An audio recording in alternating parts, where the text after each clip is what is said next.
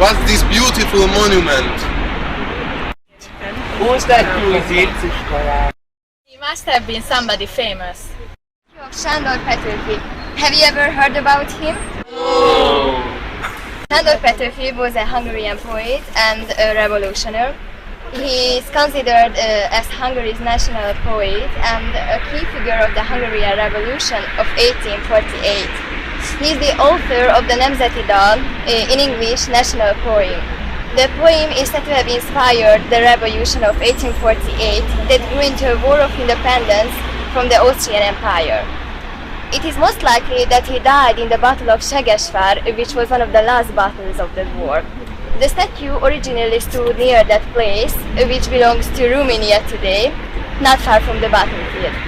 When they wanted to put it down at its original place, the people in our town started raising up money to buy it, and it is thanks to them that it stands here today. Every year, on the 15th of March, when we celebrate the breakout of the revolution, there are celebrations here. Even kindergarten children bring flags and rosettes colored in the Hungarian national colors of red, white and green. It's important, you shouldn't mix it up with the Italian flag. What about this building?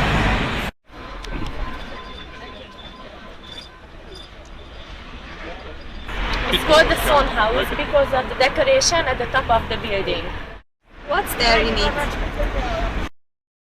It's the town library today, but there were shops and the pub in it in Petőfi's time, and his father had his butcher's shop also. And did the family live here too? No, but not far from here. Unfortunately, we can see only the place where the house was stood.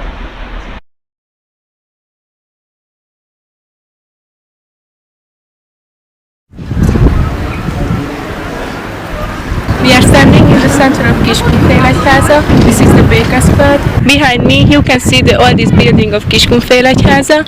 This is a Catholic church. It was built in the 18th century in Baroque style.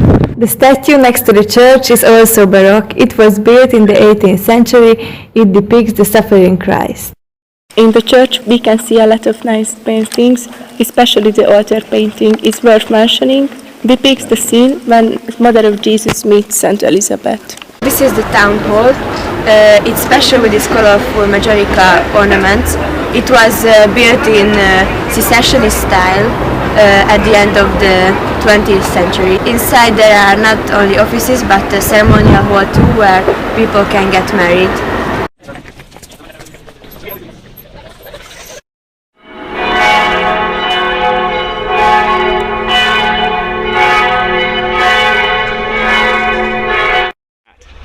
Petőfi was born in the early New Year's morning of 1823 in the town of Kiskörös, though we, people living in Kiskunfélegyháza, like to think that he was born here, because in one of his poems called My Birthplace, he regarded this town as his true home. In his poem he says, "This is the town where I was born." Actually, he was 2 years old when the family moved here, and it's the time when babies start having memories and speaking. So did the family of your great poet live here?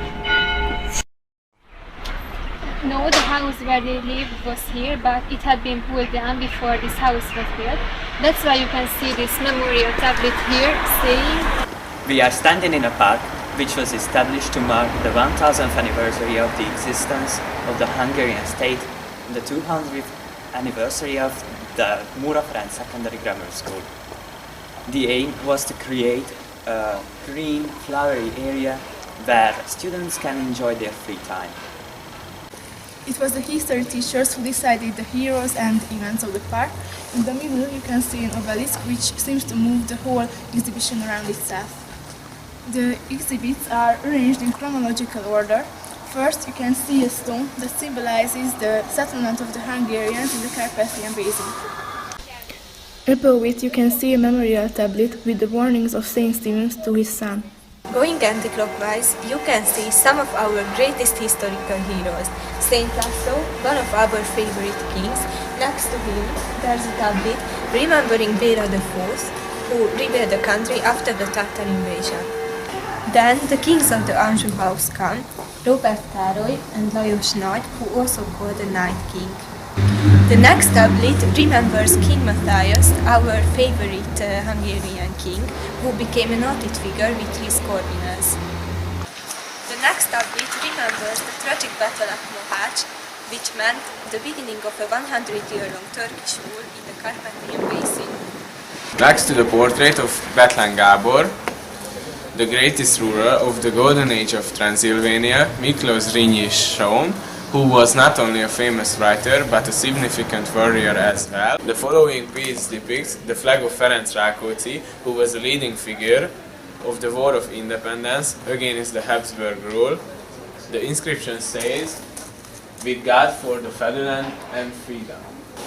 The following wooden carving describes poet Sándor Petőfi and Lajos Kossuth, the two most important characters of the 1848 War of Independence, often called the Spring of Peoples. You can read the poet's most famous line there. Esküszünk, hogy rabok tovább nem leszünk. In English it means we will never be slaves again. Hungarians used to call Ferenc Deák the wisest man of the hamlet. The signature of the coalition treaty established the possibility of the further economic growth of Hungary at the end of the 19th century. There is a tablet placed on the school wall that refers to the most tragic, still unsettled moment of Hungarian history, Trianon 1920. Not only us Hungarians, but most Western European citizens have been unable to understand how it was possible to deprive a country of 2/3 of its territory. The 1956 memorial tablet symbolizes the rebellion against the Russian invasion and the dreadful deeds of communism. The works of art in the memorial park are donations, examples of generous help.